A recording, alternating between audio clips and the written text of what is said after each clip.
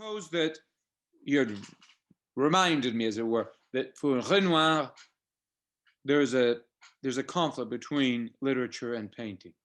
Yeah, I mean, on some level, and I objected to it. On some level, sure, Yeah. but in the sense that, first of all, we have to understand what we mean by literature. We mean, let's say, discourse. Shall we say discourse? Well, yes, but I think Renoir meant, Interpretation? well, he meant telling stories, pushing ideas, You push everything ideas or from, you discover ideas? well, even discovering ideas. I mean, for Renoir, painting was about, oh, it was very sensual, and Huh? not a but when he says the enemy of painting, he means that when you put painting in the service of these other things Yes. in a certain way, and it was a real problem in the 19th century, Yes. you destroy painting, and I think he's right about that.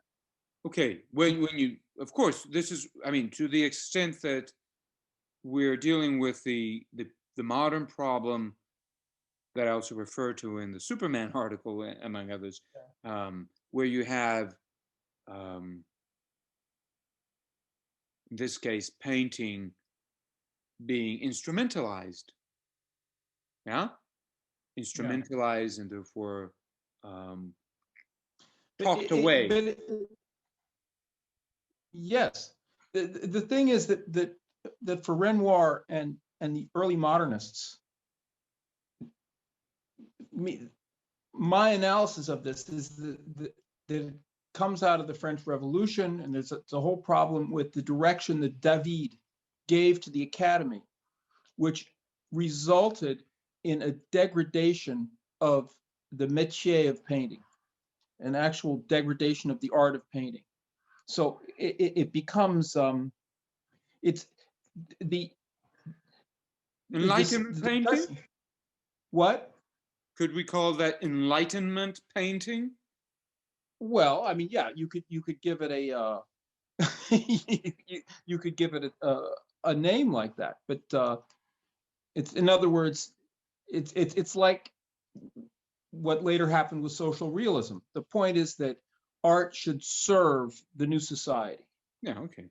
And it's not as if painting didn't always serve political ends or other ends like that, glorifying kings. But the thing is, but when you paint a glorious portrait of a king, it's not the same thing as promoting a new society. I mean, the idea of personal vanity or personal glory is something so close to the essence of human nature that it's not, and something that concords with painting. Whereas pushing a new society, you painting then falls into educational illustrations and the emphasis, manifestos. yeah, right, but it becomes pictures, images that are instructive and so on, and because painting has these two aspects to it.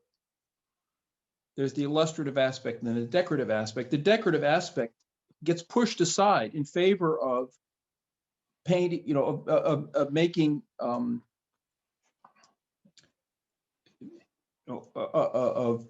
this concern with presenting certain ideas or presenting certain things, and all right, and then the essence of it goes out the window. And Renoir wanted to paint beautiful apples that you'd want to eat and beautiful women that you'd want to caress.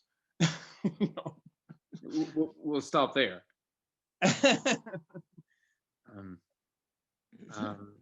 But okay, there's various approaches to that question, but let me formulate it this way, as I did in a comment to so-called comment to one of these videos that we have up on YouTube. are we speaking about the, again, modern conflict, tension, but also conflict between ethics and aesthetics? Ethics understood ideologically, aesthetics understood, do we allow this in a romantic manner? You know? So the subjectivity, the beauty, the pleasure, a private affair, but somehow disconnected from the question of a transcendent truth. So beauty is truth, and so truth is found in beauty, and so in this pleasure and I mean, ecstatic painting, painting that resolves the problem, and that somehow doesn't have to deal with the problems raised by, he speaks about literature, yeah? But what about philosophy? Now, consider on the one hand, on the other side, yeah, the Renaissance, yeah? Just to open up a window, just open up the window to an alternative, a preceding alternative. So we have Botticelli, Michelangelo, Leonardo. These were men who were drenched in philosophical authors, poets, and who didn't just pick them up just to prop themselves up, but who saw them as guides and who revere them, you could even say, and who integrate them in their work. Now, in what way? Not in the illustrative way that you mentioned, or not in the sense that, okay, let me, or in fact, à la Doré, yeah, for the comedy. It's not a romantic illustration that they're proposing to add on to the work. There is a, you could say, a profound affinity, a link, a deep, even mysterious bond between these two activities, and they recognize it. So you have poetry, philosophy, call it literature in the most general sense, and painting, and the two are intimately related. So you're not going to have any cut between the two, any leap and say, well, look, they're enemies. Okay, so now, in what sense would I accept the notion that there's a conflict? Well, in a very simple sense. It's a question of directions. Vico had it right when he said that the poet and the philosopher are in tension with each other, insofar as the poet has to dive into matter to find his forms, like Orpheus. He has to dive into the material and work with it, work with the material to forge the forms. Whereas the philosopher, and the philosopher, and again, in a very general and even conventional sense, the philosopher has to come out of matter and into the abstract, into the celestial, and purify himself from this material. So obviously the two seem, on the face of things, are in conflict with each other. But then this conflict serves Vico as a stage for an articulation of these roles. And so it ends up that Vico is at once a philosopher and a poet, and that the two are somehow integrated in his activity. So, okay, so that's where my objection comes in. I sense that, generally speaking, we have this problem in the modern world: ethics reduced to ideology, so public interest, the ideals of the society that are imposed upon us, and on the other hand, the quest for the sublime, where beauty and truth are fused together, and there's nothing really important to be said. The poet, I mean, the painter doesn't really need to listen to philosophers. I think this has marked modern painting beyond distinctions, technical distinctions, other distinctions that I consider modern, minor, and has marked it with respect to earlier painting. There has been this intimate bond that has been obscured, shall we say, between painting and philosophy, and the logos, as a matter of fact. That's what where my objection comes in. Well, yeah, I mean, I think I understand what you're saying. On the other, but I've got two reactions. One is that I would say that in the 20th century, particularly in the, well, progressively and ultimately in the 20th century, I would say that philosophy overwhelmed painting. So, assuming we really have philosophy, but yeah. well, right. I mean, it's Okay. a corrupt philosophy. Okay. Yeah, I mean, philosophy in a corrupt sense. Philosophy, to put it in Renoir's terms, philosophy was defeated by its enemy, literature. Or to put it another way,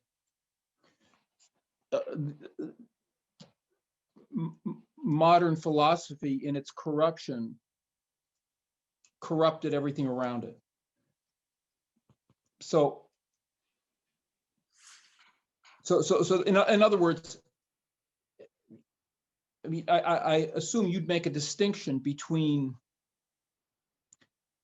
true philosophy and evil philosophy.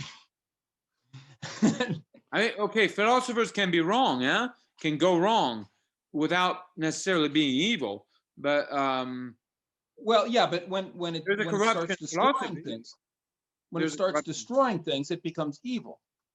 When it's instrumentalized. When it's instrumentalized. Well, yes, but the philosophy, if you want to call it that, or the ideas, or the pseudo-philosophy, or whatever it is, whatever it was that destroyed painting, has to be qualified as evil because it's destroying good. That's one point, or maybe we should stay with that point and not go to the other point.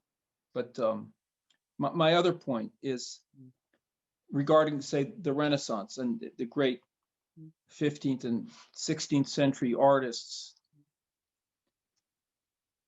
and even later, who were saturated with the beautiful philosophy. They were also saturated with religion, and they express these things to a very high degree. Now, what I would say about that is that painting is it's you know, this is my jargon. It's a language. One can do all kinds of things with this language, but it's something you have to master. And then you bring to that and you say with that what you are. In other words, I don't think that there's I mean, in one way, there's this intimate link or fusion that you're talking about, but that fusion happens in the heart of the painter. Mm-hmm.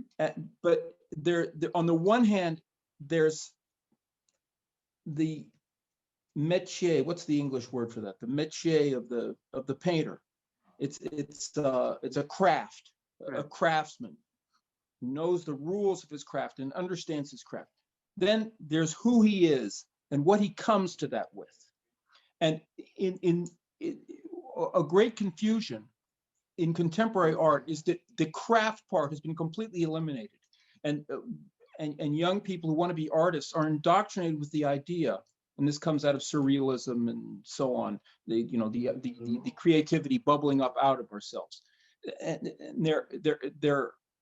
the doctrine is that art is what you are, and it comes out of you. And there's some truth in that. Where this comes together is in the artist as a person. And that person is bringing together is who he is, a person concerned by higher things, and also a person who has mastered the craft of painting. And the things can come together like that, but it doesn't come together in painting. In other words, painting doesn't depend on philosophy. To be a Michelangelo or a Botticelli, unless you're going to be in love with the beautiful old philosophy, you're never going to do that. But painting can do lots of other things. Painting is painting. Okay, look, I mean, we have a craft, yeah? We agree that we have craft. And we have paintings on cave walls.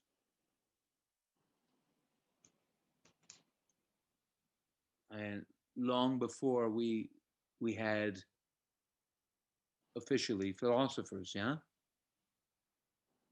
So you can master the craft of cave wall painting without philosophers. Right. I mean, that's a pretty primitive. I mean, it's a beautiful stage, but it's You have a fairly mastered it. primitive stage. You have mastered it. Huh? You have Yeah. mastered it. Right. We That's have that painting stage. in tribes. They mastered it. They mastered their craft. Yeah. Tribal painting without philosophy. Yeah. I mean, I wouldn't Yeah? call it tribal painting. I'd call it a certain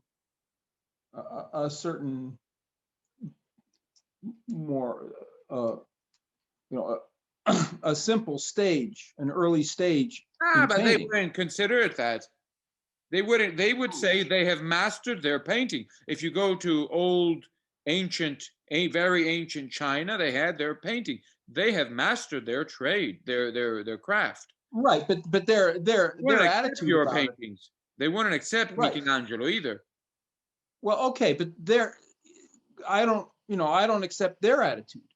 They're you know, there's Western painting has to such a great extent explored the realm of what painting is that we can now, if we're proper students of it, because you never know what other little corners and so on, but basically we understand what that craft is and what the different parts of it are and what the more or less complete forms of them are. That doesn't, it doesn't mean it's the No, it well, doesn't mean it's I the think end of we have. history. I don't know exactly. I mean, this "we" is okay. It can be a problem, yeah, because I think that for the most part, what we now without the problem, what we have is a history, art history, yeah. So a history Yeah, of various, so story, an encyclopedia with various yeah, groups. We have Chinese painting from Tang Dynasty, from the Song Dynasty. We have yeah. Japanese painting, yeah, and so forth. Yeah. So, I mean, how do these relate to each other? You, the Japanese painter Hokusai, whoever, who he has mastered the art of painting. He is not Michelangelo. He knows nothing of Michelangelo. We haven't really integrated all of these masters, yeah. Unless I mean, they're not exactly, you know, things we can buy in the supermarket. And here we go select this painter, and then or we can shift. Now I'm going to play the Hokusai. I'm gonna I'm going to paint like him, or then I'm going to paint like Leonardo, and then I'm going to paint like somebody like Renoir, and so forth. Yeah, and then maybe Pollock. So I just choose which one. I fear that this is a misconstruction. This is a statement that goes beyond what you said, but I think that this is a misconstruction of the originals, and it is a misconstruction that comes about in the context of the historical consciousness that we have. We can choose which one, but we choose from the outside. And I feel that's, I mean, I'm confident that there is a problem with that. There is this attitude betrays an alienation from the originals, from the original statements. I have mastered the art, the craft. Right? Hokusai has mastered the craft without knowing anything about. So what he means by craft is not universal painting. He means painting in a dialectic with something else, with certain problems. Well, yeah, I mean, I don't see it that way. Okay, But, okay, okay. Okay, Hokusai doesn't know about Michelangelo, but you made what seemed a Hegelian point, that in each culture and each time there was this a certain completeness, and if I don't see it that way. I mean, I think we've been able to see enough of it to understand what generally are the contours and the parts of what painting is, so that we can see where each different cultural or national or the approaches of the different times, we can have a pretty good rough idea of where they fit in the overall scheme of painting, and an idea of what the highest in painting ought to be, what that tends towards, what that's about, which doesn't negate the beauty or the importance or the excitement of any of the particular things, but it's just it's like, and I was going to make an analogy with aerodynamics.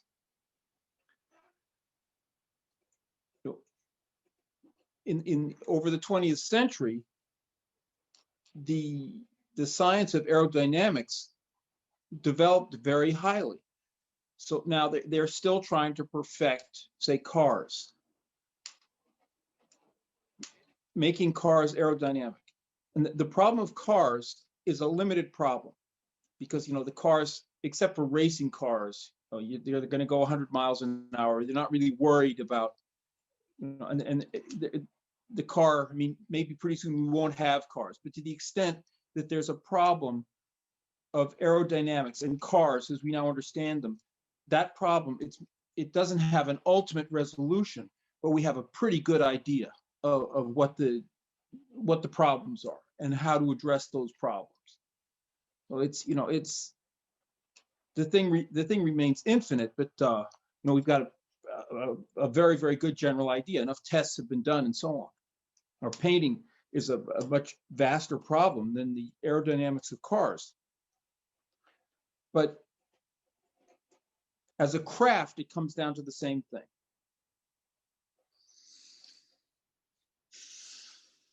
Would you then suggest that in order to have a mastery of the craft, it is best to, in fact, we require a cosmopolitan, as it were, vision of the various crafts? I mean, the various takes on the craft, right? So Japanese painting, Chinese painting, or do what I would suggest is, okay, I'm kind of cutting you there on that question, but since you hesitated, I took advantage of that. Is that okay?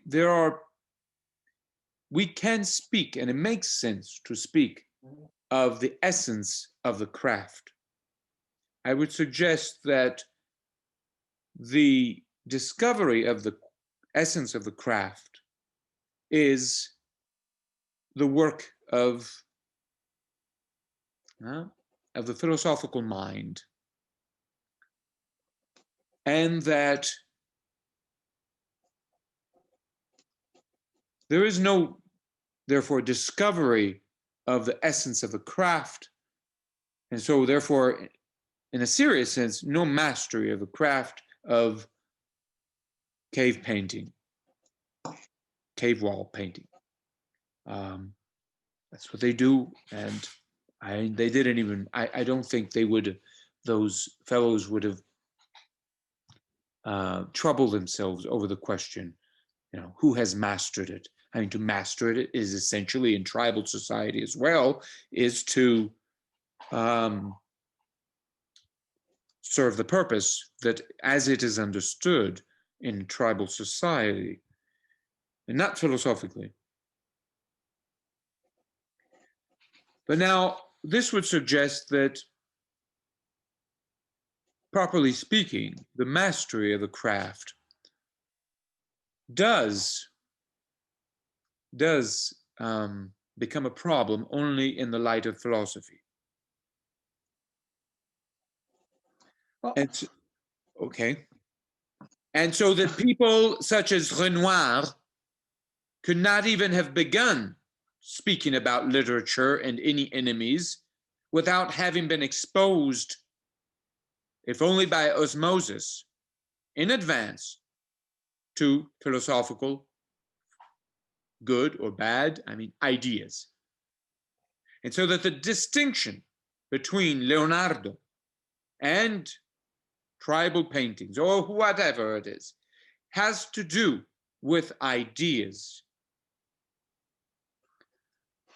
Now, how do we understand that tension?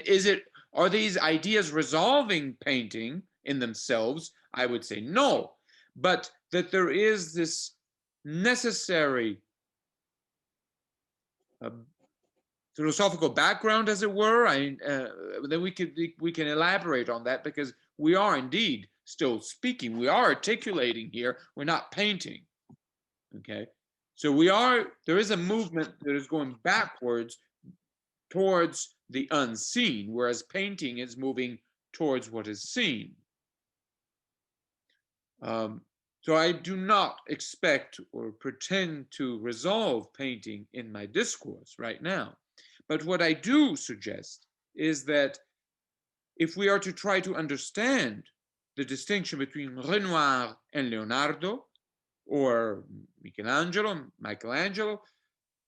Buonarroti, to understand each other, I think we would be well advised to consider their education, and their education not primarily in technical material terms, although the craft certainly has been refined. But then I ask myself, why refine it that way and not in another way? And I must say, no, I'm not satisfied with appealing to geographical conditions, historical conditions, as they say today. No, I would say it's the ideas that oriented and that helped bloom the craft in a distinct manner, as opposed to having it develop in another way. Okay.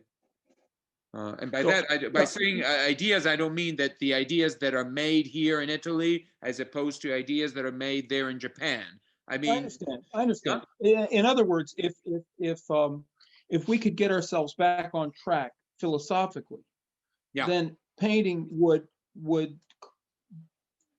be corrected. Yes, we need. I absolutely am convinced that restoration of painting, and by the way, the Renaissance would have agreed. I mean, you have these circles of Platonists who work together with the painters. Okay, whether it's Poliziano or in the Florence area, and so forth. I mean, even Caravaggio, who spoke about nature, he was educated. And if you don't read the book, you breathe it through osmosis. In the case of even the most anti-philosophical painters, who will say, we don't need this, I'm just going to go for the trade, the craft. You already have it. You're not born a painter. And we are, at the same time, born through logos and discussing even prior to painting. So I would say that Renoir, I ask Renoir, Monsieur Renoir, if he has not underestimated his background, if he has not underestimated the importance, not that his mother played, but that his father played in his education. By that I mean, in a metaphorical way, to some extent, I mean, what does he owe? Yeah, what is his relation? What is his stance vis-a-vis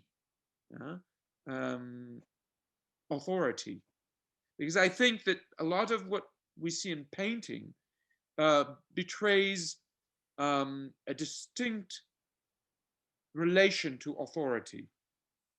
Okay, in an article on the yin yang, I refer to this, but actually in a somewhat simplistic manner. But I would say that it would be helpful also to understand that the yin goes towards the light, the feminine goes towards the light, which is the image, whereas the masculine goes towards the dark. And I would say that in paintings of the Renaissance, we have this masculine character. It's going towards the dark that we miss in modern paintings, modern in the sense of modern, not chronologically, okay, but in modernist perhaps, yeah. The fatherly character, we're missing that, and perhaps the moderns will dismiss that aspect in Renaissance painting as it's too stiff, but I would say that we can study the paintings in the light of these problems and account for the distinctions between Renaissance, Botticelli, and so forth, and moderns, pre-Socratics, sorry, not pre-Socratic, pre-Raphaelites, as in the Romantics. And there's something that has been drastically, as far as I'm concerned, lost with respect to Raffaello. And it's not something that resolves itself on the surface. It has something to do with the character, to what the relation between the surface and the hidden. Because the painter is blind. You have to be blind to show. They say something to that effect for other crafts, right? Maybe even music. Yeah, you have to be blind to be able to, or deaf to be able to hear. Yeah, or in philosophy or something to that effect. Yeah, you have to be able to be blind to see. And it's not just a question of distancing yourself physically. It's a question of not looking at what other people are looking, just as you're not looking the same way. Yeah, it is a question of finding this bond between the inner and the outer. These are problems, but I mean that now this osmosis problem that I referred to, that's fine, but it is no longer possible today because we're so saturated that if we just accept things by osmosis, we're in deep trouble, not to say in deep excrement, because everything that we breathe in without thinking about it, without reflecting, something that could have been, it was completely legitimate, even in the Baroque and so forth, completely legitimate. And to some extent, 19th century, you could still get something good going. But I think that if we don't think about today as painters, we're in deep trouble. And that this, because yeah, that's yeah, I mean, I'm sympathetic to what you're saying, and I myself, in order to learn how to paint to the extent I've been able to do it, has required me to root things out of my mind and put other things in their place. However,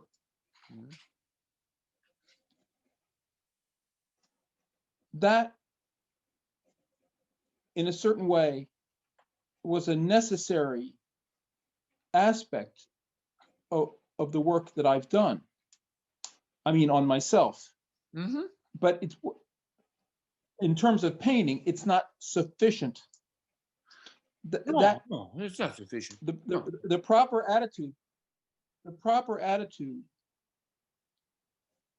permits one then to develop aspects of the craft, which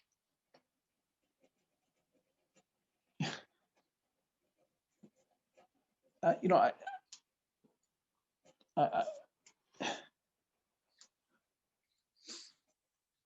it's, for me, it's not the things are related, but it's not one to one. There's other aspects in there which have to be included.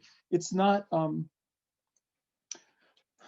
instance, if you're sunk in a relativistic philosophy, you can't have the idea that there can be a truer approach to the craft than not. You can't have that idea because everything goes. One thing is as valid as the next. So if you're sunk in relativism, you're doomed to, I mean, that isn't going to in some way stop you from developing the craft in a good direction, but it's going to hamper you in the sense that you're not going to be motivated by an understanding that, you know, that isn't a good way to go. And this is the way that's going to give you more techne in the art. This is the way you can develop the language. This is the way you can give yourself a certain strength and thus a certain freedom in that particular art. But it tears down all the guideposts. It tears down the signs and it burns the maps. And so it forbids you from judging. It forbids you from comparing and judging and understanding. So in that sense, yes, but you can imagine someone on that flat plane who for some reason or other walks in the right direction and gets to a place where it's, you know, it's not, it's improbable, but it's not like being locked in a dungeon that you can't move. You can still move. You can still move, and this leads to all kinds of things. So you have people who are sunk in these, you know, in what I call neo-fascism, to use an abbreviated term, who nevertheless manage to develop certain aspects. And then there are other people who just insist on the surrealist attitude. You know, they're vomiting out their creativity, and that's art and creativity, and that's fine. But if you talk to these people who are developing certain aspects of the craft, particularly the classical realists, but there are others also, you know, they won't,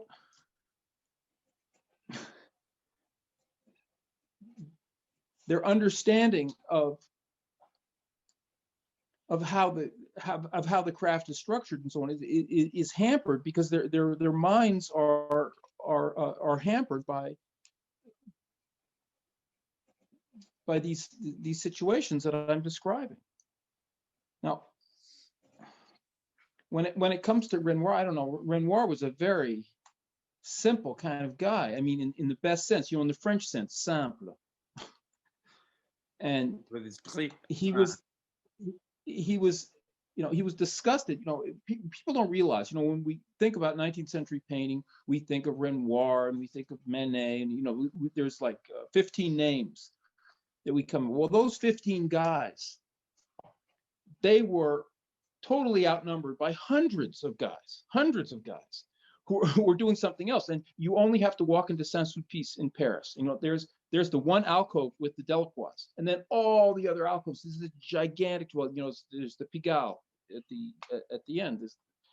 But all those alcoves are full of these gigantic paintings by all these painters that no one's ever heard of and are completely forgotten. And they're not even restoring the paintings; they're all falling apart.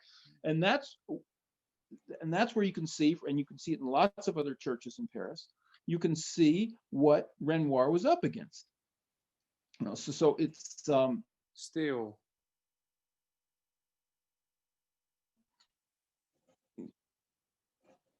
Huh? Stale, something stale.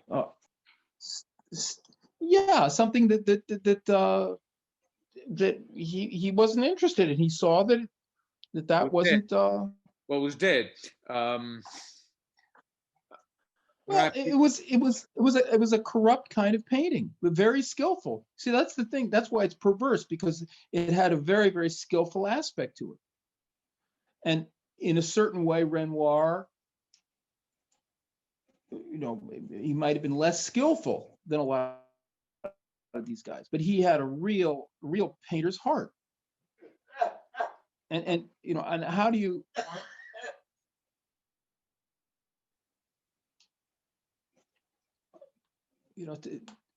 To me, I would. It's a very different kind of thing. Renoir doesn't, do paintings that have all kinds of allegorical things. He didn't do any religious painting that I know about. It's mostly, it's just scenes of nice bourgeois people going about their business. But to me, it's on a level with Raphael as painting. Okay. Would Raffaello have agreed? It has.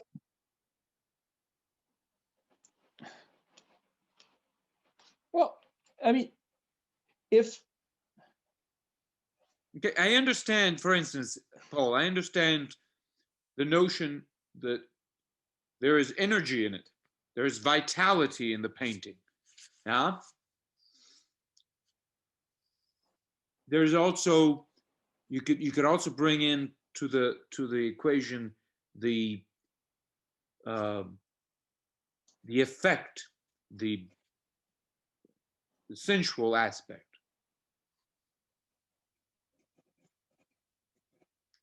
But once you have done that, still, I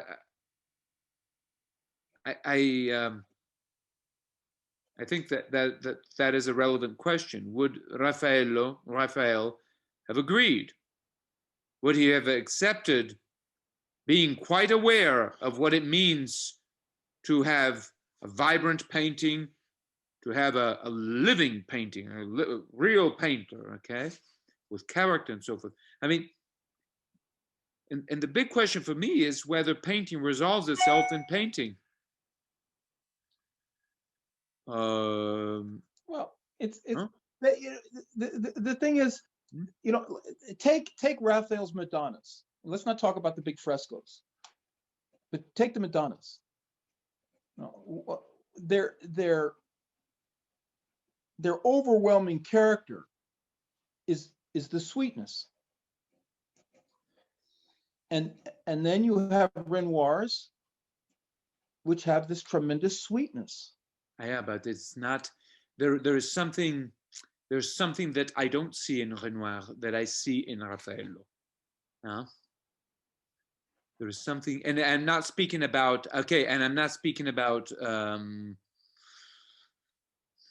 something that can be understood in merely technical terms.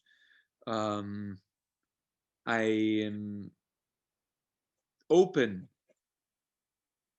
to, and more than that, because I tread the path that I am open to, but I'm open to the possibility of discovering a reason why Raffaello is Raffaello and not Renoir. Oh, well, I mean, again, everything is individual. Of Ah, course, everything is individual. But if yeah. if you're talking about painting, it's the things.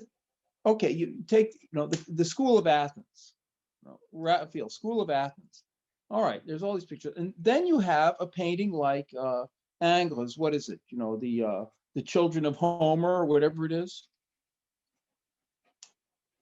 And the Children of Homer by Ingres is, it's embarrassing. But from an informational point of view, it's very similar to the School of Athens. Okay. From an informational point of view. See what I'm saying? Yeah. Okay, but this reminds me of what I mean, I don't know. I think I've some of my talks with my children. You're looking at various Madonna, yeah. Yeah. We have so-called Christian painting. Yeah? On the surface,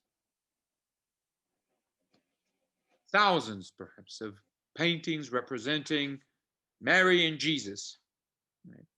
Take for instance somebody who comes from a place. This doesn't happen anymore because everything is so. This has been advertised so much that people are familiar with these pictures.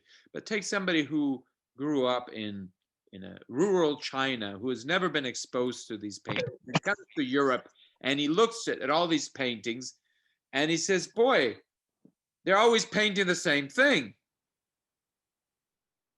And I raised that. I highlighted this point, I think, with my kids too, my daughter.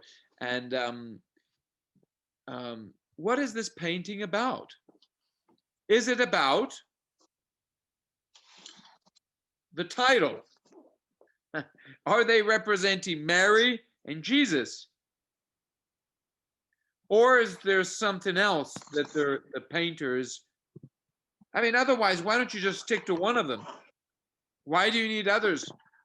Because you've already shown me Jesus and Mary. Enough with this. Why they're all painting El Greco, who is still painting. El Greco is El Greco. But why are they painting? Now, I would suggest this, that why not? I mean, these are the good ideas, and you're representing, okay, Mary and Jesus. That's a stage. But what is the painting really about? That's another question that cuts through that surface, or perhaps a question that is disclosed by the surface, and now explores the meaning of that surface. And that's what the painter is after, the essence of that surface. And the way he struggles with that essence of the surface, he's reworking, he's painting. Look at the Orthodox Christians who have icons and only icons, right? For them, painting is a representation of the divine. Is that not the case in the Middle Ages as well? But what is the divine? Painting. It's Where is the church divine? decoration. Huh? It's related. It's church decoration. It's pious furniture. It's related to painting, but Okay. There was the whole Byzantine thing, but yeah, in certain aspects it wasn't universal, but in certain aspects of middle-aged society, image making was, well, like in today's world, there's analogous things, but there was this business, this need, this not necessarily, there was this business where they they were going to have these images, and it was part of their, what they were interested in what they were doing, and industries sprung up, and these things were produced. So, that has to be understood also in a prosaic kind of way. It's not like, these, the Enyenth icon that you find in some church somewhere has some kind of importance. I mean, it's just the same thing in French church painting. You go into any French church and what about medieval illuminations? Huh? Medieval illuminations. Well, sure, but I mean, if you talk about the the Duke of Berry's Rich Hours or something, but there's also this low end that's everywhere present. You go into any French church and you have the Stations of the Cross around the world, and most of them were produced in what were essentially factories. They're either these castings. Sometimes they're individual, but they were produced and produced and produced and produced, and most of them are pretty low level. But it's sort of this low end aspect of the trade of painting, and there it is. And there it is, and there's tons of it. And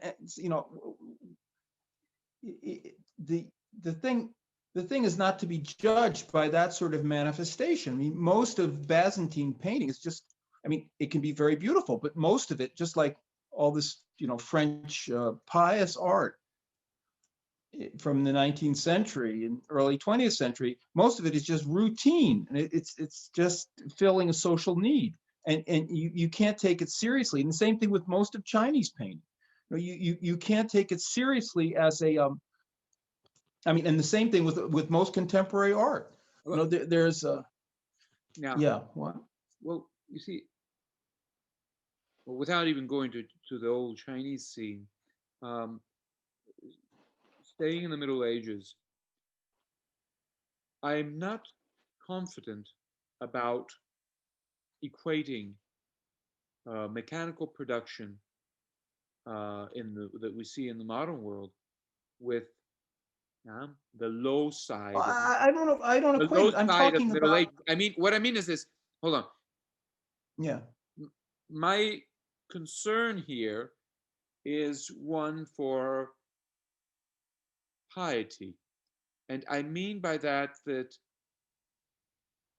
well, reverence even. Yeah. I mean that by that sure, I mean, we can easily conceive of medieval craftsmen as being hired to decorate. That's fine. I mean, it's on the level of bricksman. Yeah, you lay a brick, two, anybody could do it. But I would say that in general, you have a piety, a reverence in everything in life that modern man, by and large, has lost completely track of, and in fact cannot even dream of. This reminds me of once a reference that Leo Strauss made to old writers from classical antiquity, whether he was speaking about Diogenes, Diogenes, or another.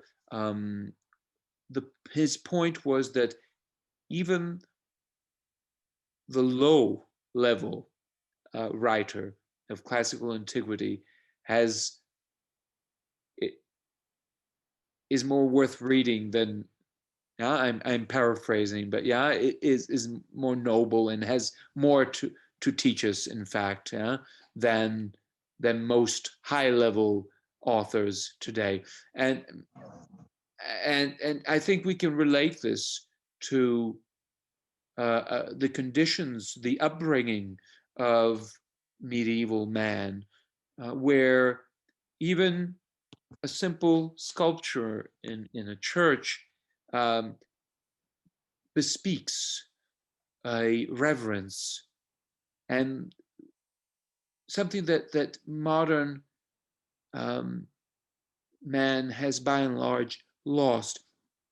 I would add this referring to um, um, Raphael, there is a reverence in his work, and I don't mean in pietist, fideistic, in a fideistic sense.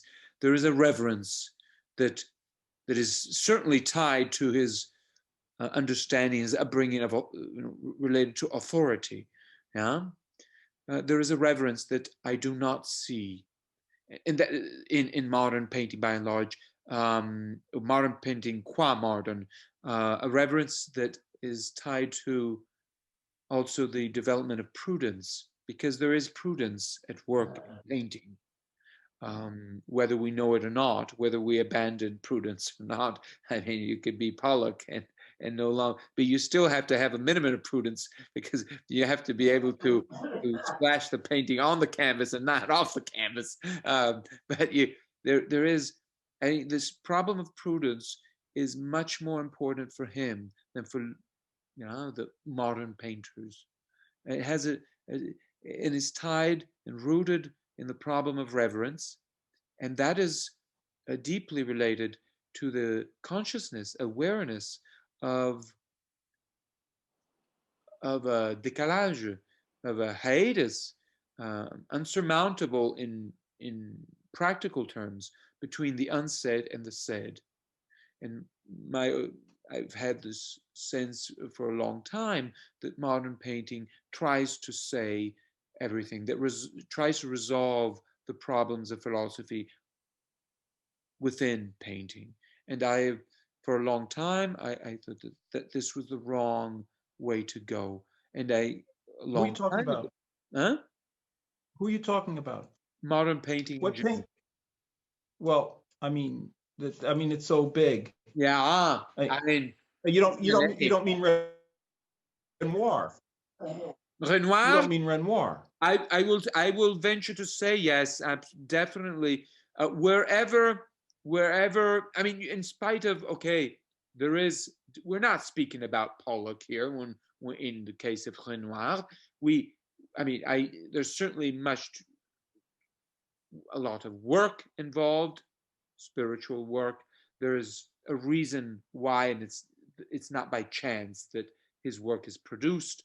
But what I'm getting at is something related to his statement to the effect that literature is an enemy of painting. It is related to the modern birth of aesthetics. The term is Greek, but the modern notion is, I mean, what we speak about is a modern notion. Definitely the tension between the ethical and the aesthetic. Yeah, the surface and what is not the surface, which now is conceived in secular ideological terms. And ultimately, this is about telos. This is about the finality. When Michelangelo um, uh, bracketed painting, yeah, towards the end of his life, and in fact, to some extent, also sculpture, and dedicated himself more thoroughly to poetry. He was he was suggesting, yeah, a lesson that I think we can find mirrored, for instance, yeah, in the late work of Titian, or Rembrandt, yeah, where the work that is being produced is not really aesthetically pleasing, as we would say. And some people would say today, but they went a bit, they became crazy, yeah? Minimalist, or even worse. They're very modern now. They're more like us. No, there is something I would, I dare say, mystical about the work that they bring to the fore, and they're no longer restrained they don't hold back on it, and they don't compromise anymore, not much, with the world they live in. Because of course we're painting. I mean, painters as musicians, and poets, they have an audience. So obviously they have to produce something that will resonate. They're speaking to people, but at some point, um, the painter is no longer speaking to ordinary people. Yeah, the poet is no longer speaking to them, and I would venture into saying that ultimately he unmasks himself as, okay, in mystical terms, in the highest sense, he is God speaking to himself. Yeah? It is God who paints. It is not I who paint, but God who paints in me. And whom is he painting for? He is painting for God. So without trivializing the the Orthodox Christian icons, and saying, saying that the ultimate justification for painting is God, in the service of God. I mean, that can be trivialized. Okay, so okay, decoration for the church. No, not for the church, and it's not just decoration. It is an image of God. But who is producing it? Hence the problem of piety, of reverence, letting God speak in everything we do. I mean, what is this God who speaks? Where is he? I mean, it is a problem, But in any case, it is let transcendence speak. And this tension between transcendence and immanence is really the key to understanding and interpreting painting in general. And I would say that in modern painting, by and large, modern music, modern everything, this natural, original in the sense of natural, which is of the thing itself, this natural tension is obscured. And the result, and I'm just speaking about the shadow of this obscuring, is the sort of work that is produced today. So if we don't get back to that that upbringing, first of all, we will never understand Leonardo. Leonardo painted the way, not because the way he painted, not just because he had a different character. He has his own idiosyncratic style, or whatever you want to call it, or his milieu, his environment was, the bombs that were exploding. I don't know. Even worse, his mother, his mother. No, but because there was, and he lived it out, this tension, which was not precisely the one we experience in the Middle Ages, and yet it is not separate. It is not separate. We don't have, I don't think, I mean, I know people who wrote on Leonardo and say he's a materialist at heart. I would say no, not at all. But I mean, he's not an idealist in a trivial sense, but there's something mysterious in a good sense of the term, mystical, if you like, without going fideistic, But there's something that escapes modern approaches to painting, I think, in these painters. This is what I think it is, and I think the greatest painters, even in modernity, have been pious painters, pious in the good sense of pietas, in the sense of reverent. And there's, as far as I'm concerned, there is no good painting without reverence. I mean, if you don't have reverence, now what are you reverent in the face of? Is it reverence before the sunset? And you look at the sunset and you say, "Oh, it's beautiful." And there is something narcissistic about modernity in general. My old friend, once this Fry, the Canadian, what is it, comparative literature scholar, yeah, interpreter, and he interprets Blake, for instance, yeah, the poetry and the paintings, the drawings, and once I was speaking to my friend about the drawings, and I told him, that I thought that they were very narcissistic. His answer was, Blake? yeah, these surreal, whatever they want to call it, Jesus pictures and so forth. And I politely suggested that that I thought that they were very narcissistic, and he casually answered that, well, but with a somewhat rhetorical question, well, but isn't all romantic painting narcissistic, or art in general, music too? There's a profound element of narcissism in modernity in general.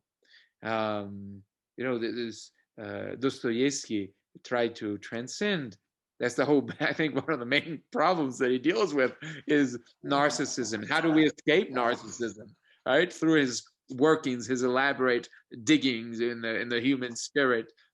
How do we escape narcissism? Because that's the whole problem of the self, the emerging of the self in modern is really defining the birth of modernity. This I think has to do with, we don't have this in the Renaissance. We don't have this problem of narcissism. And by and large, we just don't. You might find a narcissist, but by and large, no. And the reason is that people are brought up with reverence and an awareness of authority that we, by and large, do not even dream of today. We have our historical view, a broader view of things, and we have lost this dimension. We don't have the character of these people. We have drawn a sort of a wedge. Yeah, there's been a wedge between us that separates us from. So we look at everybody. We think, okay, I see these videos on the internet. I imitate. Okay, here is Caravaggio. I'll paint in the style of Caravaggio. Oh, nice. And maybe you kind of get these sense. Yeah, it looks like it. There's something that's not there. And if you look at it closely, you say, boy, no, he misses the whole point. What was the whole point? That has to do with some character that has been lost. By character, I mean the soul. Yeah, something about the soul. And that has to do with the goal, the end.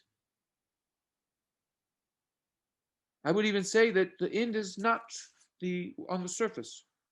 It's not on the surface. No. It is something that's beyond. But the surface is there, but it's a trace, it's a testimonial. A testimony, right? It's just witnessing. It's witnessing this work. The surface is just witnessing something that went on. And it's the only way that the painter has to. What is he showing you? He's not showing you, here's the truth, And the more modern painters try to do that, showing you the truth. Here is beauty, yeah? I mean, beauty, okay, but the truth, yeah? And the more they fail, because it is, they break that natural, they're obscure, they twist that natural original bond between the unsaid, the left behind, because it's all about what is left behind. It's not about what is shown. Raffaello is not, that's hence the point about unfinished work, right? Michelangelo is notorious for having, the unfinished, or Leonardo, he's never satisfied. Why? Not because, he's frustrated. No, because, and what about, this is the cardinal topic of Japanese and Chinese, you find in China as well, paintings. It's the unfinished. If you have in calligraphy, I mean, it's not complete. The stroke. It has to be unfinished because it points to what the unsaid, the unshown, the hidden. It's always about pointing to the hidden. So this opens up some huge a problem for the historian of art, who cannot account for any of this. It's not on his radar, and yet he finds himself with Leonardo. He finds himself with old, Zen Buddhist paintings, and he finds himself with Pollock, and he says, well, it's all painting, and he doesn't know it's a supermarket now. And now he probably has this problem, which how do we judge? Well, and really, I mean, as a painter, is that my goal, to show, or is it to point back to something that cannot be shown? This is a problem that I would raise, and okay, I mean, what would Renoir say? Maybe it doesn't matter, but well, Marco, I'm profoundly sympathetic to everything you're saying. I look at it, however, from the point of view of myself or a younger person who is trying to be a painter. Maybe you shouldn't try.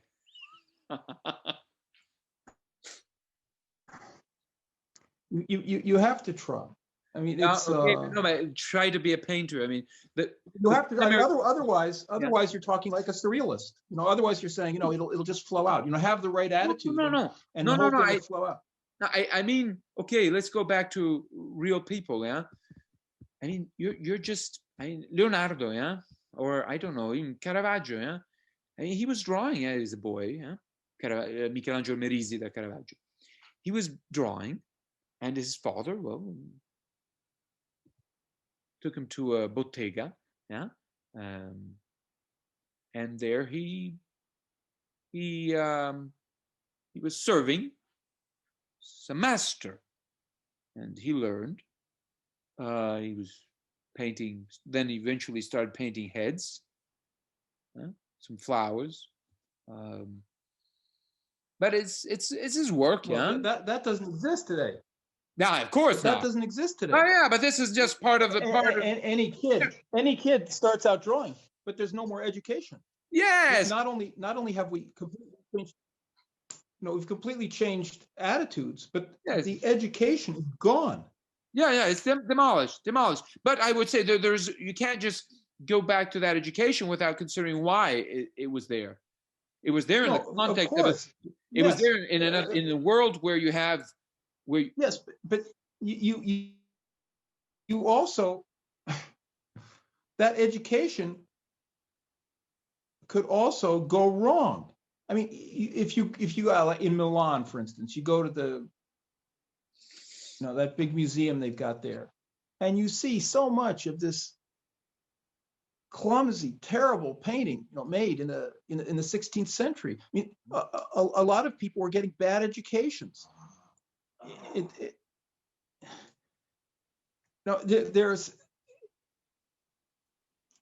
There's the spirit and there's the incarnation. The cross. We bear the cross. The vertical of transcendence and the horizontal of the material of the here and now. And you can't. We're nailed to that. It's both things. And so, absolutely, I don't think, there has to be a change of attitude. And that's been a great work that I've done on myself, a change of attitude. But then there's the horizontal of the cross. The vertical is not going to, if you draw the vertical, it's not going to draw the horizontal automatically. And there is, you work, yeah, but if you don't work in reverence, what's the point? Yes, okay, but you there's also There's also, look, uh, I, where did people really learn about painting? You know, starting off with cave paintings. You know, cave paintings are, it's silhouettes. It's just silhouettes, well observed. I mean, these people remembered these beasts, and they, with these very simple means, and they made these gorgeous things. But it's very, very limited. Anyway, the thing develops and They develops. don't want to have anything more than that. That's all they need. Well, yeah, yes, but okay, except that it's this very limited thing. The thing develops, and the understanding of it develops, and the understanding of it became acute. I would say that at the end of the 18th century in France, there was a kind of, I mean, whatever you think of that painting, from a technical, pure painting point of view, they, you know, from the horizontal point of view, they had the thing super figured out, and they had this system of education that produced a number of terrifically competent painters. I mean, again, whatever you think of it, but from a painting point of view, it's just tremendous. And all of that faded away. This tremendous institution, you could say, the education faded away, and that also needs to be recovered. That also needs to be recovered. What Raphael did, you know, depended a great deal on Perugino, and what Titian did depended on Bellini and Giorgione. You know, without Bellini and Giorgione, so in other words, these things. The work of painting is not, I mean, there's always the individual. You look at a, I don't know, whatever, pick the painter you want. If you know painting, if you spent your life in painting, instantly you recognize it. You know, it's like a piece of music. If you're sunk in music, I mean, I can recognize, I've actually done this, you know, maybe I could be tricked, but I can recognize a symphony I've never heard and say that it's by Michael Haydn. Because there's just, you listen to it for a while, you know, it's almost Haydn, it's not quite Haydn, you know, it's got to be his brother. And so it's there. And in other words, all I'm saying about that is, you know, it's the fingerprint, it's the handwriting. There's something, so there's this individual quality, but there's also a civilizational quality. And it's not just Western civilization. I mean, at the end of the 19th century, the West took some beautiful lessons from Japan. It took some painting lessons from Japan. And Japan, meanwhile, was taking painting lessons from America. I knew, you know, Japanese painters who, you know, were completely, you know, their thing was Van Gogh and Renoir, and, you know, and so on. So when I say civilization, I mean civilization in general, and we've thrown that out, and and it's been thrown out bit by bit. When I was young, I was very lucky to fall into some of the last little pieces left of, you know, the last educators left, and that was great. It wasn't enough because, you know, the thing was being snuffed out while I was there. It's like, you know, running out of a collapsing building. and that too has to be restored. That's what I'm saying. Now, I to get back to something else, it's maybe, you know, not at the same exalted level, but the early modernists, painters like Renoir, painters like Daumier, Puvis de Chavannes, Manet, and Degas, and so on. These painters, what I call the early modernists, and I mentioned this to you before, the early modernists, in my view, were reactionaries. They didn't like what was going on, and they wanted to get back to what they end up calling true painting. So that for me, Renoir is not a modernist in the bad sense of the term. He bears the label modernist because of what happened, because there were these guys in the 19th century who didn't like how things were going, and they wanted to water the plant again. Question. And Question. they wanted to, well, they wanted to do like these other guys did. They wanted to play that game, play the real game. They didn't, they didn't want to get caught up in this corruption and this diminution of this wonderful art.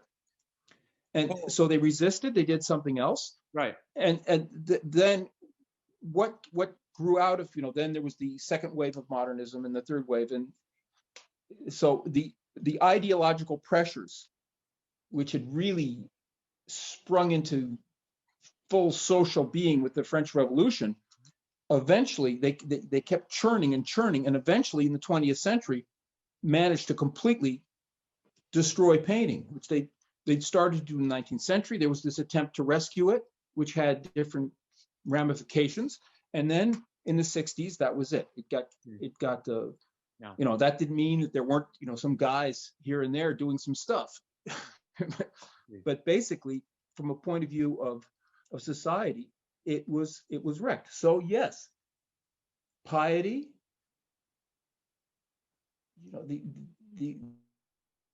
these different attitudes, getting out of relativism, but also recovering the métier, recovering the art of the thing.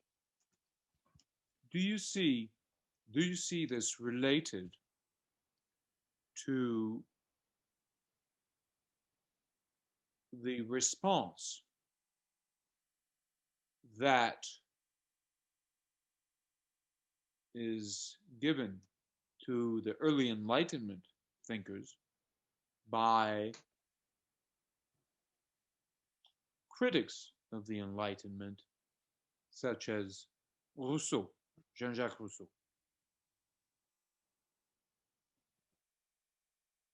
Rousseau would not consider himself as a modernist, yeah? And yet, I think Strauss was right when he noted that as they tried to go back, these critics of the Enlightenment tried to go back, they unwittingly stepped further and consummated this alienation from what came before the Enlightenment. Unwittingly. Their intent was to... Rousseau maybe, but not Renoir. Not Renoir. Okay. Pre-Raphaelites? No, the pre-Raphaelites. They're a they're a very secondary, very amusing. It's fun to see their work, but in terms of the painting tradition, they don't count. It's right. Well, okay, fine. I'm not. That's why I asked the question. It's easier to ask the question with them, because it seems to me quite obvious that they don't return to anything really. Well, they wanted to get back before Raphael. They wanted to get back to Perugino. Good luck. That's why they're called pre-Raphaelite. Sure. Well, they kind of did. Yeah. They kind of did. And kind of without the piety. It's sort of. Is it possible to return? And what would the conditions be for a return? The necessary, first of all, conditions be for a return?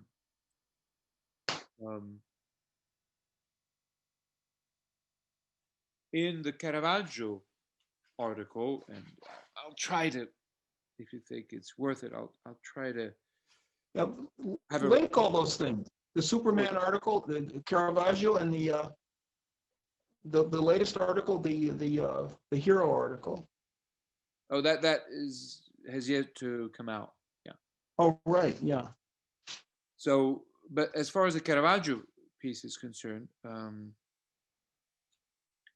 especially at the beginning, there is a suggestion that I'm indicating, anyway, that conclusion that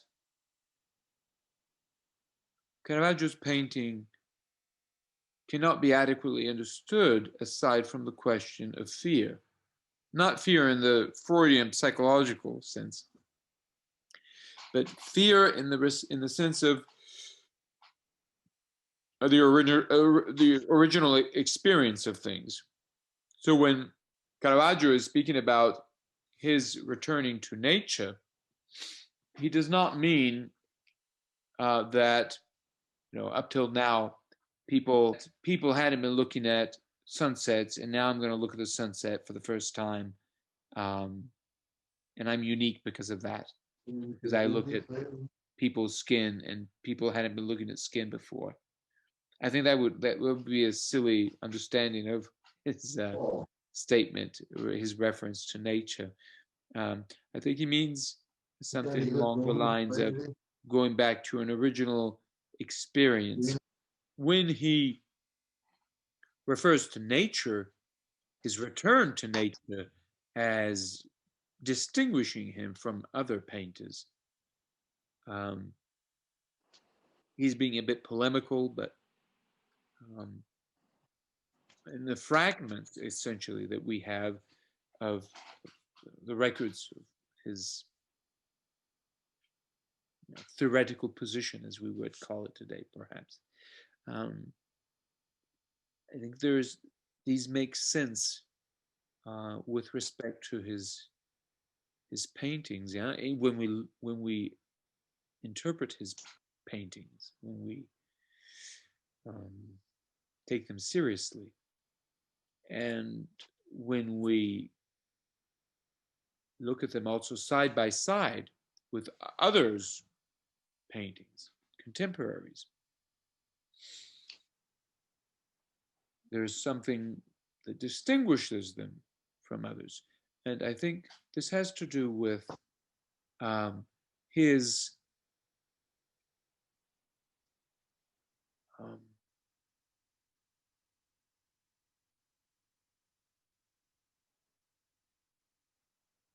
his stance toward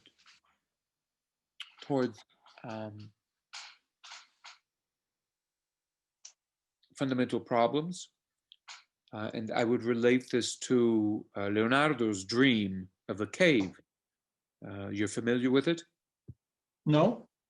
Okay, so well, Leonardo tells us in a short parable that he had a dream, and in this dream, he came up to the opening of a cave that was right onto the sea, essentially. So there's water going through. One can imagine some Italian caves, you know, Ischia, or I don't know, but and as he is, so there's water flowing, yeah, and as he is facing this entrance of the cave, it's dark. Yeah? He is taken by two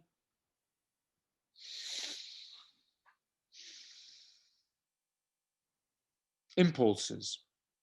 One, fear, terror in the face of the unknown. And the other one, desire. Desire to enter and to discover what is hidden in the dark. So here he is characterizing the essence of human experience. You dread precisely what you desire. And this has to do with, it's also an interpretive key. of his work. For everything he is involved in, everything he produces has to do with this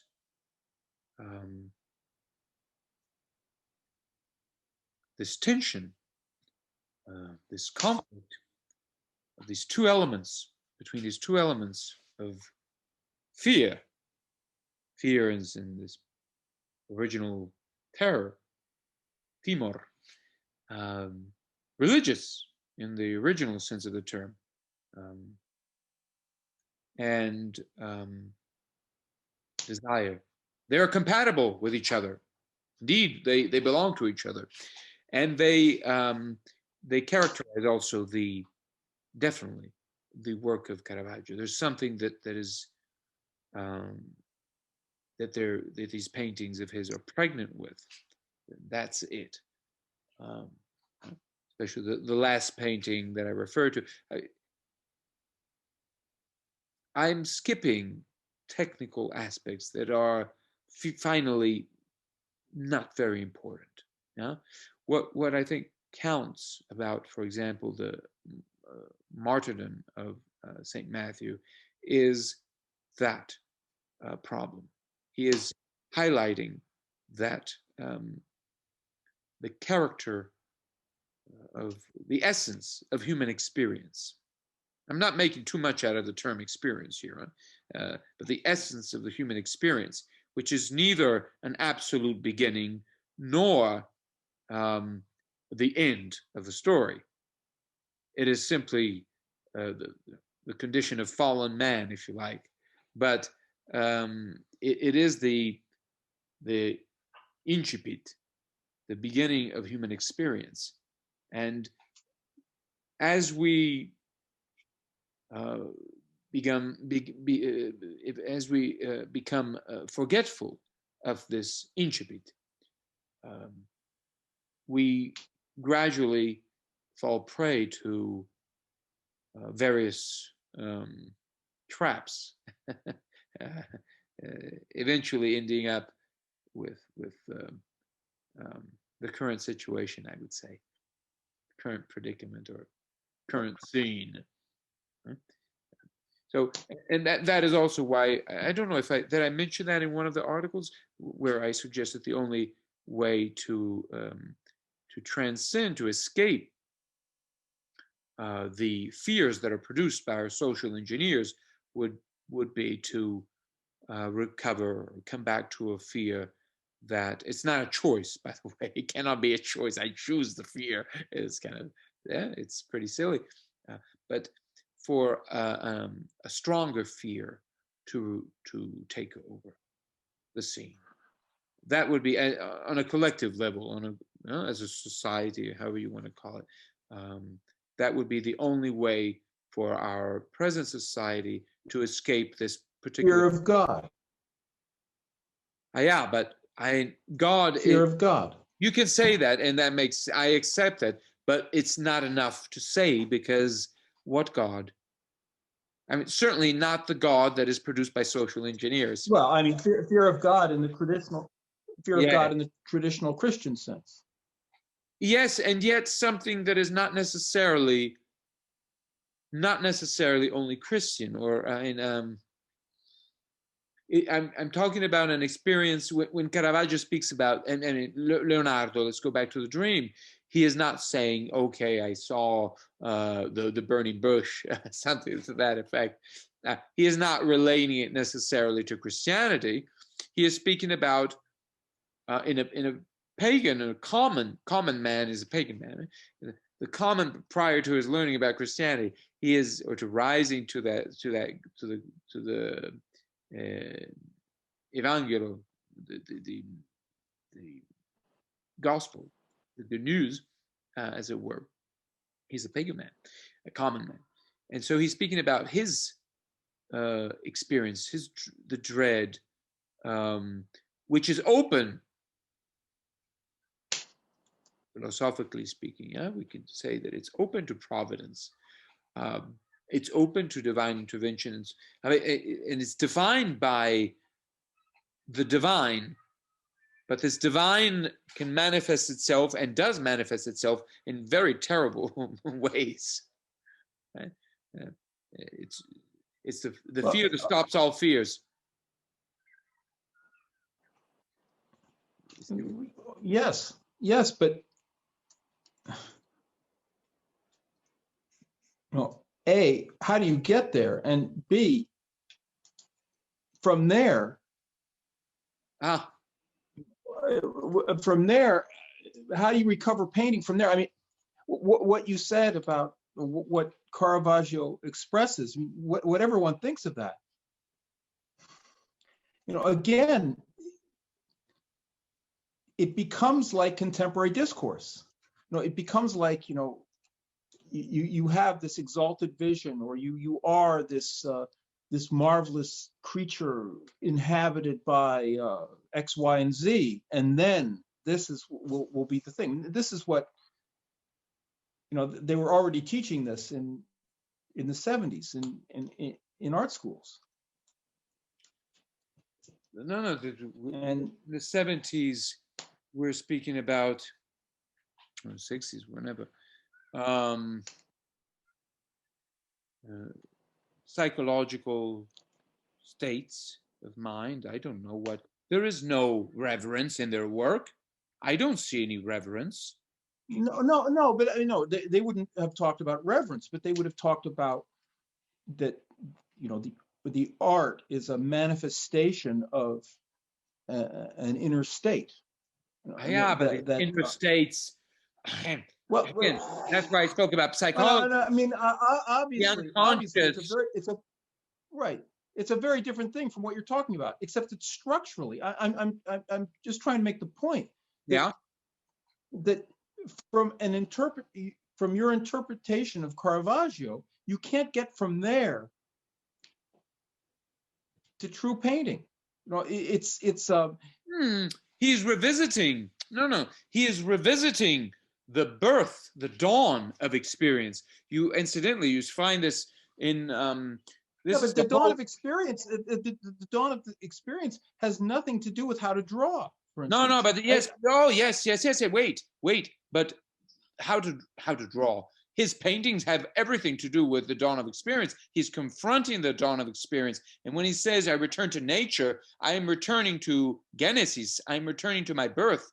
I'm returning to the way things are born, or the genesis of things in our experience. Yeah.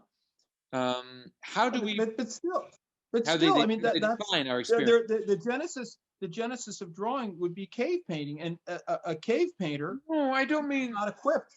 Yeah, no, but he's returning to that experience that the cavemen had, if you like. Okay. Well, okay, but and maybe his work expresses that. I don't mean that he's expressing that fear. I'm simply in general, but that he is testifying to it, and not as an end, but he is aware of it, and he is painting in full awareness of something dreadful, a dreadful element of inexperience, or the dreadful, or fear as the divine, as a matter of fact, as a terrible thing that defines experience at its dawn. Okay. Well, fine, but then there's a painter like Boucher. Maybe you could develop that. You could develop some kind of thing for talking about Boucher, but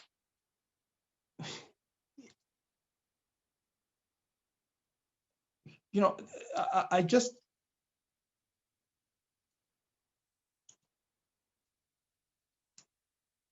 Again, okay, except that and I'm all for it. I wish the world would be turned around, and that we would, rediscover piety, and that we would get rid of relativism, and we forget about Heidegger, and we go back to Plato, and go back to Christianity, and I try to change the world in that way by changing myself in that way. And again, as I said before, those changes for me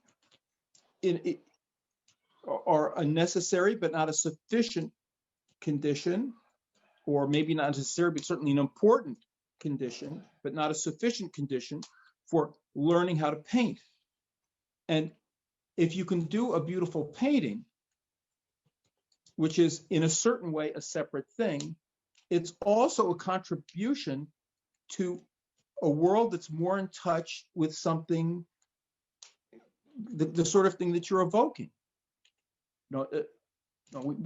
We live in this ridiculous world, and the world that Raphael lived in was a richer world from the point of view of the mind and the heart. Yeah. And beautiful paintings are part of that world. Look, what you call beautiful paintings, as I understand this expression. I don't mean aesthetic, because I have a whole, for me, the word aesthetic, the concept of aesthetic is to be banished, because I think it's a wrong path. But I don't mean by beautiful, I don't mean aesthetic. Tell me who's okay. Tell me who's beautiful painting then. Well, Renoir. Okay. Boucher. Okay, fine.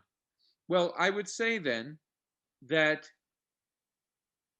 I would gladly replace everything that is being done today with their paintings. I don't have a problem with that, and I think it would help a lot. It would help people. But I am after not simply lowering the fever. I am after the roots of the problem. And I would say that they will be, and they would be,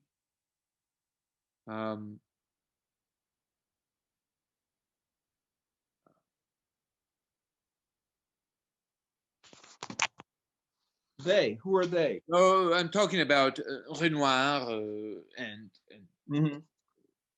beautiful painting would be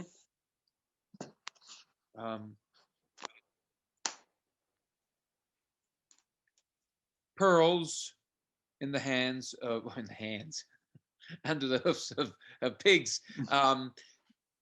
My point is that they wouldn't be really enough. They're not enough to save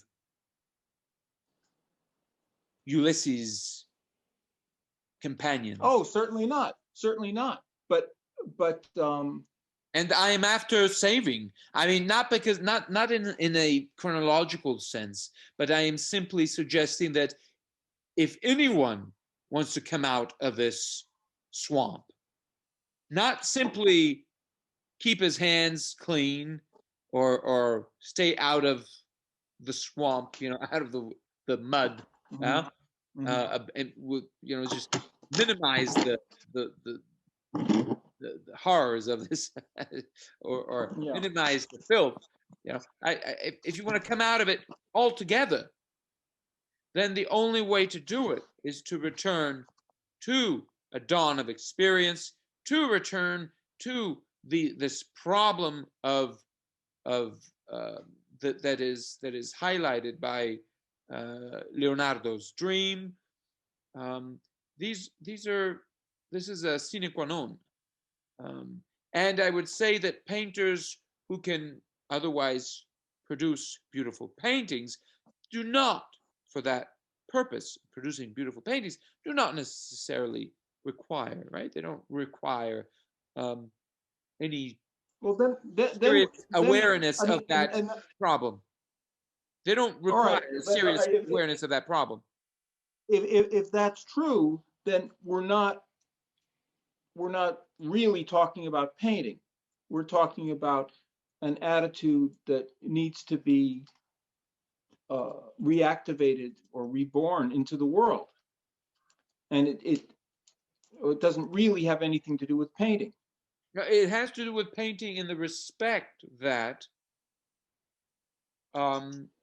painting may not be ultimately about painting. In the respect, it may not be ultimately about producing beautiful paintings. Sure, you can live in Arcadia. That's wonderful. That's wonderful. But I'll give you an example. Well, an example, another take on this. Dante, huh? Dante meets his fellow poets in, I will just, draw a few suggestions related to this problem. Many important things can be said about this. But he meets them in the Nobile Castello, right? This castle of nobility, just before entering into the underworld, Hades, the Infera, the realm of the dead. And in this chiaroscuro environment, in this limbo, he enters. There's a circle, a barrier. He goes through it, guided by the poet Virgil. He enters, and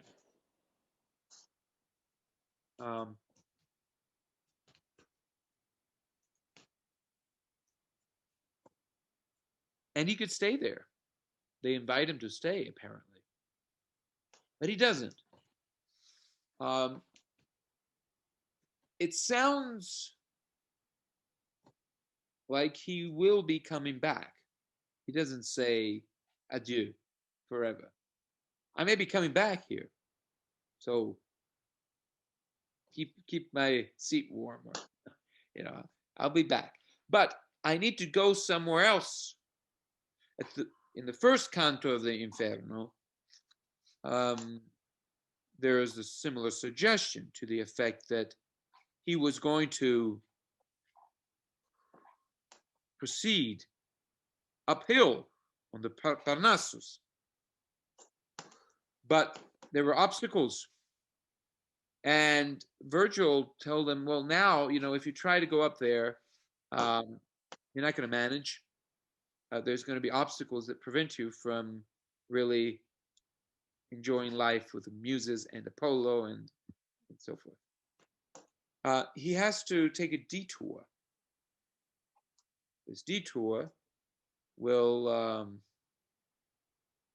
constitute the bulk of the comedy.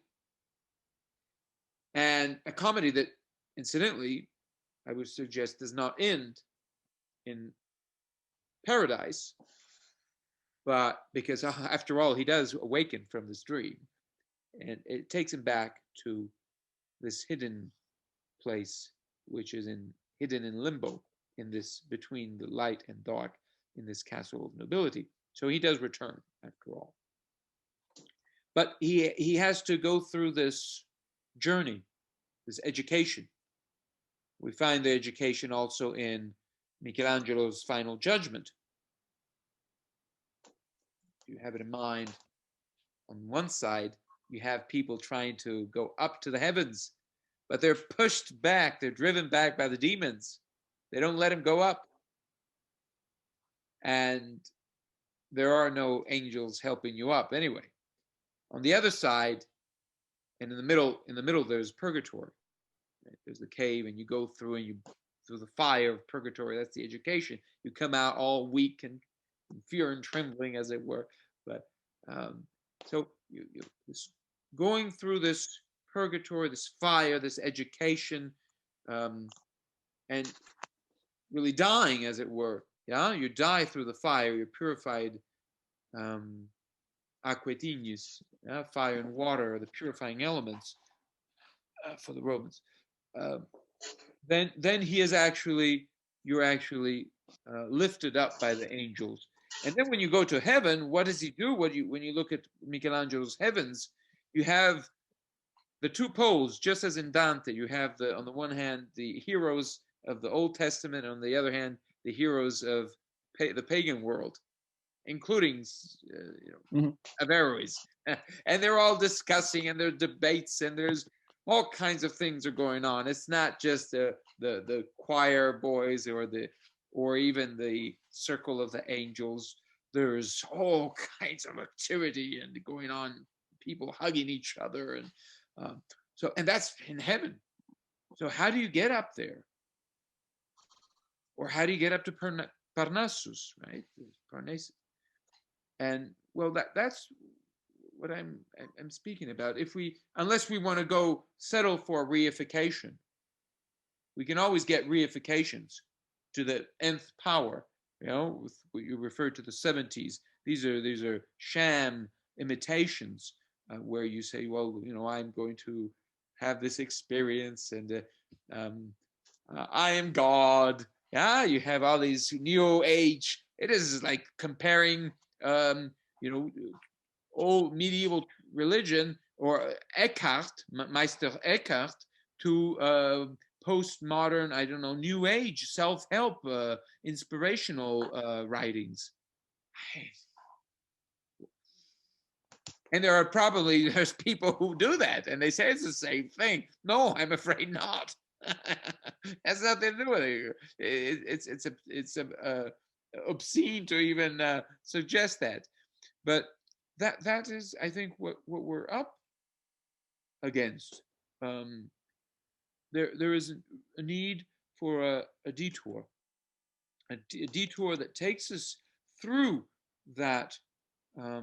Dante is not telling us, okay, let's go back to the cave. No, but he is saying that in the face of these obstacles that we are confronted with, we're not going to make it. Sure, we can, and he meets his friends, by the way, in the underworld, and they have to hide. They have to hide because they're being banished, or they're being punished for what they're up to, for their writings. So they have to and pretend. They have to pretend. Some of them pretend to be criminals, having to be guilty for crimes they never committed. That's better than being discovered for what they really were apt to. So he says, no, we have to confront the problems at their root, getting back to roots. It's not enough, to paraphrase Strauss himself, it's not enough to go for depths. We have to go for the roots if we want to come out of the swamp. And I think we have to confront the whole realm of human experience, the whole shebang. And the painter at this point, the man who is involved in painting, for whatever reason, it's much more difficult to be a painter today, of course. Not for technical purposes or environmental, whatever. Only. Yes, but not only for that. But also, no, but when you say technical, from the point of view of the technique of painting, it's much harder. Yeah, it's not only because of that. Not only because we don't have the bottega. Not only because of that, I'm saying. It's a question of alienation from the first cave. Well, sure. The thing is that yes, but this situation we have now has actually destroyed painting. Yes, of course. But how are you going to get back to the first cave? You have to deal with the second cave, right? Yeah. And then again through the action of the painters themselves. The painters themselves were guilty of taking on these attitudes and adjusting their work according to them, which led to this collapse. You're suggesting that the painters are responsible for the second cave? Well, I'm not sure I'm following your metaphor exactly, but the modern world. I wouldn't say that modern philosophy, just to invent a label, is responsible for the depth of the painting. I would say the painters are responsible for that. The depth? The death. Oh, the death. Death. the end, the finish of painting. No Yeah. more painting. And because Yeah. the painters didn't have to do that, and there were painters who didn't. Yeah, okay, And but it has become progressively difficult for any human being to to be to to be to be able to accomplish anything good as a painter, um, uh, precisely because in the past it was possible to become a good painter by breathing ideas through osmosis. You didn't have to engage in solid studies. You were exposed to problems the way we're not today, in the respect that we everything is so mediated, and we're living well, yeah, I mean, in a a bubble. lot of things were in the air they breathe. Sure, sure. And Just as we that's breathe why in poison today, today. today you would need to come out of that bubble first, because we are so saturated with Yes, the garbage, it's what it's the what bad we've been saying ideas, all along. the bad ideas and the It's garbage have saturated us to the point where yeah, our pores cannot bring in real air. right, right. But that's a necessary condition, but it's not a sufficient condition. That's all. That's all I'm saying. And no, no, it's not a sufficient. I mean, to become painter, no, no, but it is a necessary condition. Yes, of course. That first experience that Leonardo refers to, the fear and the desire, that is not enough. I mean, he is simply going to the dawn of experience. He doesn't want to tell you go back to living at the, as a so-called caveman. Um, who, as I understand, did not even live in caves, but just at the Well, they might have. no, as I understand, it was only at the entrance, because it would have been way too humid and Well, the entrance they of the used it cave as is the base of the cave. it was a hiding place for performing rituals, not to live in. Incidentally, as far as Well, I'm concerned, these cave paintings serve as doorways, and again, they're well, a lot of them are very like Lascaux, for instance. It's way, way, way deep, yes, yes, way they had to far hide. in and underground. It's their It's temple. It's yeah, but just for their rituals and their for these paintings, sort of yeah, hiding but the. I'm just pointing out that Lascaux, for instance, is I mean there are cave paintings in America which are just on cave walls, Yeah, or just on cliff walls outside. But Lascaux, for instance, is yeah, you have to really do some serious spelunking to get there. yeah, yeah, yeah, yeah. Anyway, Leonardo is not suggesting that we should be like these people. He is suggesting, um, Vico again, Giambattista Vico. He wrapped up the whole, you could say, Renaissance Baroque, um, strand of philosophical literature, um, in highlighting this problem, returning to that the dread, the original dread, not in a narcissistic way, not because it's pleasant, not because he wanted us to become cavemen, but simply to become aware once again of the roots of the human experience, and there discover that the human is not some kind of a Hobbesian frog in a swamp left Yeah, and how do we do that? I mean, what else can we do in that regard except to try to cultivate such an attitude ourselves personally?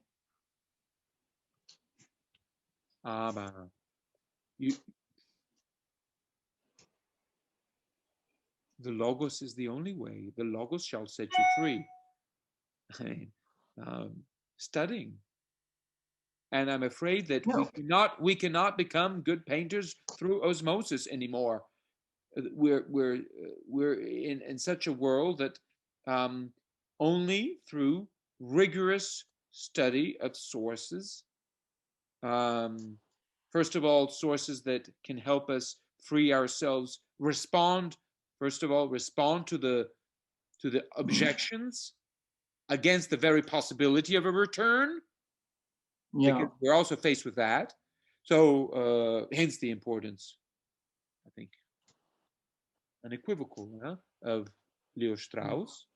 But again, expose ourselves to the writings once we have overcome this obstacle, the writings of the classics of people who lived and thrived prior to the invention of the modern bubble, The collapse. or of the beginning of the collapse. And at the beginning of the collapse, everything was shiny. So David, I mean, this is the glory of the modern reason. And well, technically advanced.